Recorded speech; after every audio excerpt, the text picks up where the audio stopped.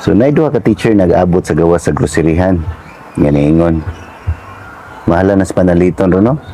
Sa una, ang 500, duha na ka grocery nga bag akong mada. Ningon din ang usa. Bitaw. Karon, ang 500, di nagay ka puno sa usa ka plastic bago. Daghan na magong CCTV. So, joke ra to ha. Pero ang story is all about misaka ang presyo. Di ta kapugong sa presyo kay magsige og saka ang presyo. Pero ang sweldo panagsara. Ang coke gani. Mahal kayong coke ron. So kung maingon ka na ko nga i-manage ang mo expenses. So ano mo pag-manage sa expenses nga ang mga palitonon, nagsige saka, mga lamas, mahal na kayo.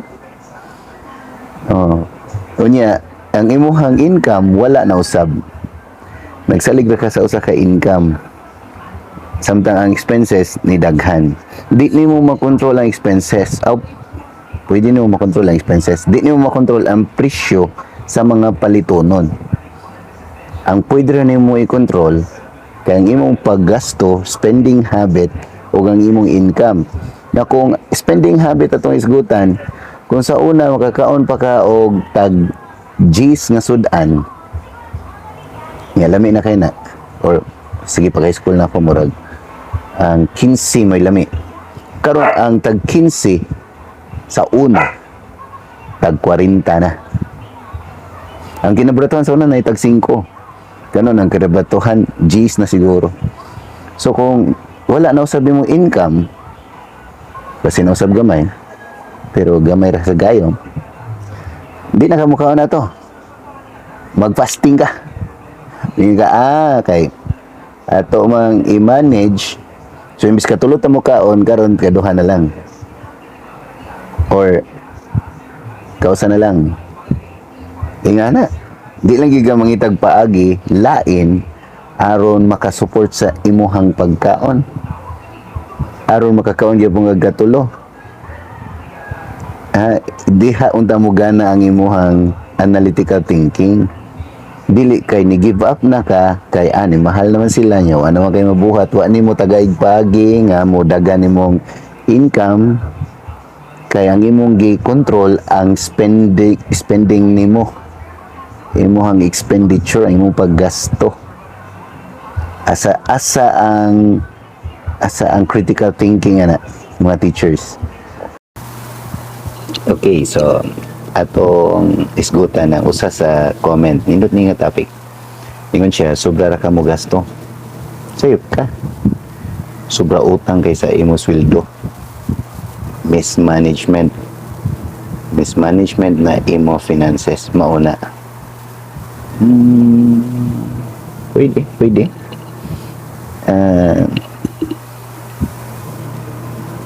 Pero ano ko pangutan na? Wa jud ka kautang. Makautang mo jud ka. Bisan pag di ka ganan mo utang. Mismanagement. Basin. Para na ako, no? Salute ko sa mga tao nga way utang. Kaya naman yung mga kauban way utang. Pero, based on my observation lang niya, kasagaran sa mga teachers nga way utang, ilang mga bana, kundili abroad, na negosyo. Pero katong mga kauban ako nga babae o lalaki nga nagminyo nga puro maestro o maestra na may utang. Naputoy comment ganing aningon. Na may utang ang mga teacher kay na may magpautang. So igo po na mismanagement. Mao nang in some point agree ko sa gisulti. Pero ngutang mo gyud Pilipinas, no? Ibantay mo. At ang Pilipinas karon na ay utang trillions pa.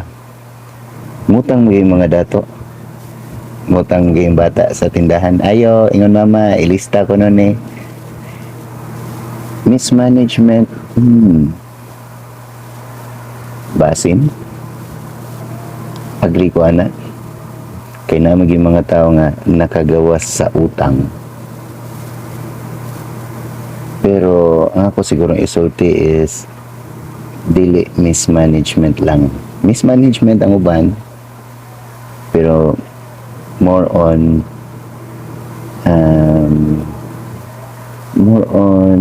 nga na lang kita nga tao. Abot lang mo agree ba mo or mo disagree sa kong isulti, pero as human para nako mangandoy sad ko sa nindot na butang nga naman sa una. Ako di wa makoy bisyo, di mako moinom, di wa koy laing lingaw nara ko sa bay, utang ray naa. So makaingon ko ba nga nganong nalubong ko utang nga di makita ko gastador. Pasin sa ako ang gusto nga kapalit ko sa ako ang pagkaon na ganahan kanon, basin ana. Pero nganong ako mga kauban ang sige liglaag, abot na sila og laing nasod gani mga teachers niya ako nga nag ugong sa gasto, wa ko kalaag, wa ko ka tungtong og laing nasod. So kung mismanagement, makaingon siguro ko nga isuway na ko manage ako ang fieldo aron dili kay dako gastuhan, aron kadtong akong giutang ako mabayaran. Meaning responsible payer lang ko. Okay, kung mangutang ko, sigurohon man ako bayad. O kung naging ko itong naglaglag dito sila, responsible payer ha. Nga ako noon, akong gideprive akong kagalingon sa pwede na akong buhaton, like mag-enjoy or mag-travel. Pero tungod sa akong gisiguro bayad akong utang, wala ko ka-enjoy. Basta maingon mo lain na po na mangutang lang ka para ma-enjoy. Ilaham sa na, di sa takasulti ana. Ako is as tao makaingon juga nindot pud mo suway ana. So ang ako mahuman ko aning ginabuhi ni serve ko as a teacher. Pero dili day pwede nga mo enjoy po ka sa imong hinaguan. Tawgon ba nato nga mismanagement ang mopalit ka og pagkaon nga kakaon sa iyong pamilya once in a while, no? Mismanagement ba na? Sayop ba ang mangandoy og better life? Mismanagement ba tawagan na? Basin para sa inyong point of view, basin, pero di ko kasulti yun kay di man ko expert. Ako rin kasulti, anay tabo na ko kay partly sayop yun ako. O partly as human, mangandoy dyan kag nindot. Napag gani, live within your means. Nga kung maikli ang kumot, matutong bumaluktot. Basin pod, okay na. Pero sa teacher ako nagtudlo ko, kita mga teachers nagtudlo ta nga ma-free ang unahuna sa mga bata. Ganita mo innovate sila, no? Mabitaw na higher order thinking skills kay ganahan ta mahimo silang creative. So kung maingon ta og matutong bumaluktot, nagkontradict atong gitudlo sa prinsipyo sa tao. Di na lang siya maningkamot. Di na siya mangandoy. Kanang maingon ta nga common sense raman na, disiplina. Yes, discipline is another story. Discipline is ayaw buhata ang makadaot. Pero kung maayo imong pugngan imong galingon, you're depriving yourself sa pwede nga nindot or maayo unta, di ba? Kaya as a teacher, ambot lang kung pareha ba tao huna mga teachers, nitudlo ko aron mo hatag og paglaom sa bata aron mausab ang iyang kinabuhi, aron mo nindot ang dagan siyang kinabuhi. So kung ako itudlo niya, ingana niya ako mismo wala ko kasuway, ana murag hipokrito ra kay dano.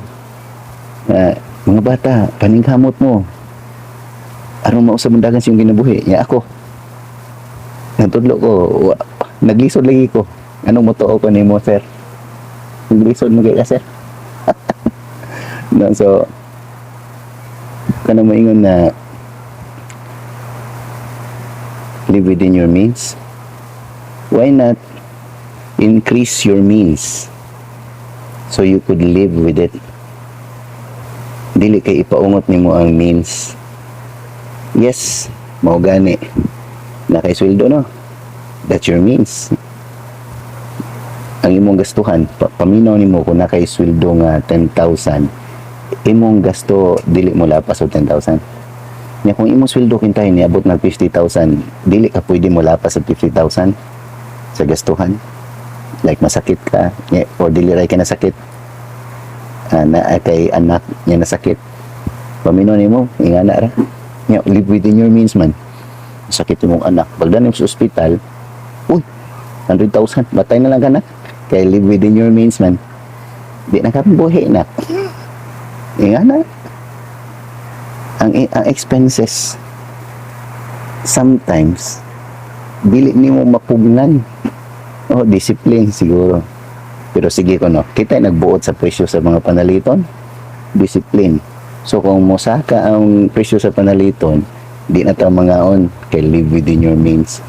No, increase your means unda. Mao gani gibutang ta aron mo tudlo, no, aron mahimong creative, mahimong innovative ang mga bata. Atong i-apply na sa tong kagalingon mga teachers. Ha? Thank you. O kana ang rason nga nung side hustle jugo. Dugay kay ko sabot man na. Pero ikaw kung 5 years na ka in service, samot na kung 10 years in service na ka, makasabot unta ka na ayog mingo ka nga, kuan man ni mismanagement. Kung siya mismanagement, mura mo mong income. Saan yung pag-manage sa 500 niya, ang palitonon, worth 10,000 na. So di ka mo palit ato. What if uniform to si mo anak? Or what if uniform to nimo? Di na lang ka mag-uniform sa trabuan. See? Kinahanglan juga buhat ato. Pangitani mo paagi ang income. Mo nang pangitag paagi side hustle. Bisag unsa na, sa tinuod lang bisag unsa. Ako tungod ato kay nangita ko nya di ko kabaw. Hindi ka kabaw gud unsa o unsaon. Kuta ka lang kag sud, mabiktima kag scam. Mabiktima ka or nagusik-usik kasi mong puhunan. Kay nangita naman ka og money back good, guaranteed ganahan naman kag kwarta gyud, kwarta mo sud mo ham sa kay buhaton. Oy dili nga nagalibutan trabaho gay ka, trabaho gay ka, gamay na lang imong sweldo. Unya sa kwarta nga di nimo haguan. Oy asang logic, asa na atong logic mga teachers? Ni trabaho ka sa imong trabaho karon nga dako ang tagsildo nga nag-anay nagkagamay, imo maginagiagwanta. Unya sa additional income dili nimo haguan kay busy ta. Ayaw haguan ang income, no? Dili siguro pareha kahago sa imuhang trabaho kay naman kay work karon. So side hustle lang ng mga 2 hours lang every day. Pinakataas siguro 4 hours every day. Nga na bisag unsa na. Pero kung ganang ka makabaw giun sa nako kay ako nagtukod mo kong eskwelahan pag 2016 kay wala ni gyud sweldo. O lately pag 2021 naglisod na mi akong eskwelahan ni down na gyud tungod sa pandemic. Nisugod ko og laing extra income nga nakapa survive namo during pandemic. Di man gana pandemic to naka-survive ni tungod ani. Kay kadtong pandemic wa tay gibuhat ato. So kadtong gibuhat. See? Dili kay wa kay buhaton. So kung ganahan ka makabawog unsa or basin ganahan nga mangutana unsaon di ay chat sa ubos storya ta nga ingna ko kung unsa imuhang ganahan masulbad, no? Storya ta sa ubos. Ayo teachers.